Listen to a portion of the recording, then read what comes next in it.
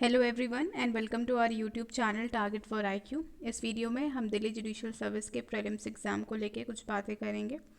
ये आप जो देख सकते हैं ये बेसिकली यहाँ पे जो डिस्कशन होगा वो लॉ सब्जेक्ट से रिलेटेड होगा। ये आप जो आपके सामने सब्जेक्ट हैं ये प्री के सिलेबस हैं और प्री का सिलेबस है और प्री के सब्जेक्ट हैं। और दूसरी चीज़ ये है कि ये आपको पता होगा कि इंग्लिश में ही ये आपका प्री होता है दिल्ली जुडिशरी का, इसमें हिंदी में नहीं होता एग्ज़ाम। तो सारी चीज़ों जो है यहाँ पे इंग्लिश में डिस्कस होगी।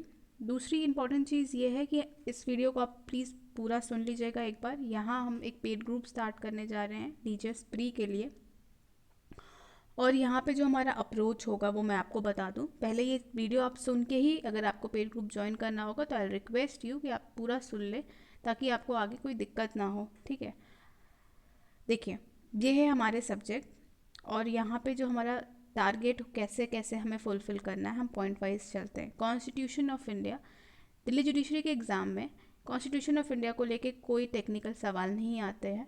आपको सीधे सीधे जो भी वो प्रीवियस ईयर्स के अगर आप कोई भी गाइड से सॉल्व कर ले तो मोर देन एनफ है। कॉन्स्टिट्यूशन ऑफ इंडिया से लेके कोई भी आपके टेक्निकल सवाल नहीं आते हैं। तो हमारा कॉन्स्टिट्यूशन ऑफ इंडिया के लिए अप्रोच होगा, हम मैक्स टू मैक्स हर टॉपिक पे जितने एमसीक्यू सॉल्व कर सकते हैं वो करेंगे। ठीक है, यहाँ हम बेयर एक्ट से नहीं पढ़ेंगे क्योंकि वो बहुत like we have to go for the smarter study.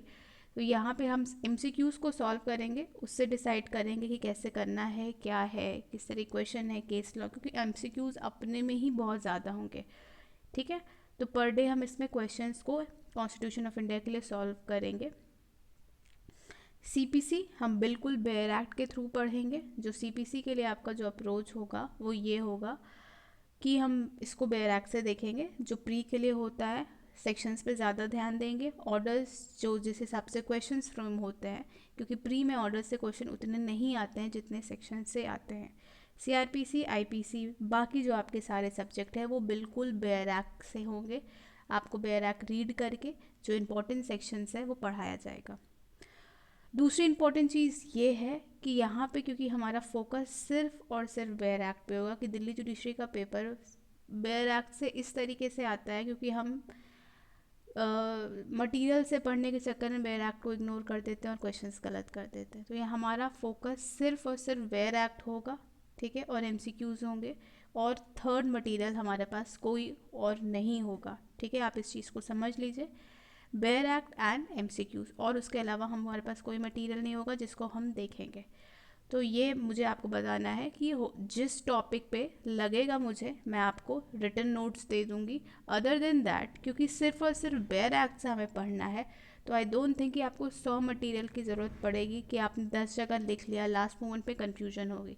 आप अपने बेयर एक्ट से ऑडियो को सुन के पढ़िए और जो चीज़ आपको इंपॉर्टेंट लगे वहीं पे देयर एंड देयर वहीं लिख लीजिए ताकि लास्ट मोमेंट में जब रिवाइज करें तो आपको 10-15 मटेरियल निकाल के ढूंढने ना पड़े। एक मटेरियल रखिए, अपने बेयर एक्ट को ही अपना सब कुछ समझिए और उसको अच्छे से रिवाइज करिए। तो ऑडियो लेक्चर में आपको सिर्फ ऑडियो मिलेगा और जहाँ पे मुझे रेलिवेंट लगेगा वहाँ मैं आपको रिटन नोट्स दे दूँगी। But other than that this is for your benefit only कि प्लीज़ आप अपने बेयर एक्ट पे ही चीज़ों को, इंपॉर्टेंट चीज़ों को लिख लिया करिए ऑडियो सुन के, ताकि उससे आपको कोई दिक्कत ना हो। और जहाँ इंपॉर्टेंट रहेगा, जो इंपॉर्टेंट केस लॉस होंगे वहाँ आपको प्रोवाइड कर दिया जाएगा। ठीक है, तो जो भी क्वेरी होगी वो नेक्स्ट वीडियो में अपलोड कर दी जाएगी आपकी ग्रुप को लेके, क्या पेमेंट है एंड एवरीथिंग। ओके।